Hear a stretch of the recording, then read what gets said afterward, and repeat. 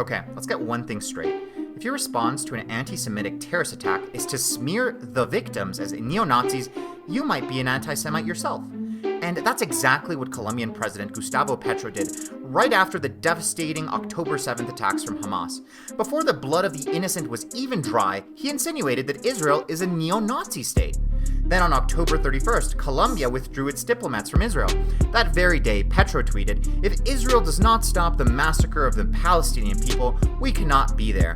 That's tough talk from a president who was a former member of a communist terrorist guerrilla movement and whose approval rating plunged to 32% last week.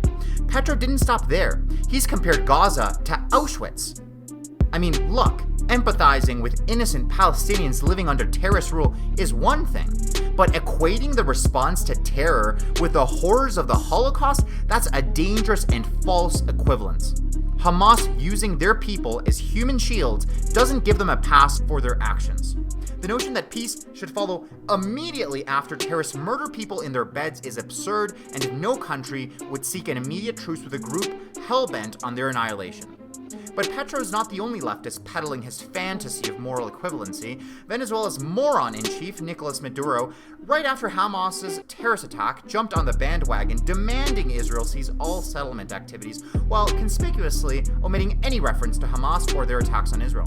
Maduro even had the audacity to claim that Jesus Christ, who's a Jew by the way, was a Palestinian child unjustly condemned by the Spanish Empire. Right, yeah, the Spanish Empire. And let's not forget that the leaders of Bolivia and Chile, who, in a stunning display of herd mentality, also recalled their diplomats on October 31st in a transparent act of grandstanding. The next time Latin Americans head to the polls, they should recall that these leftists stood not with the innocent, but with terrorists.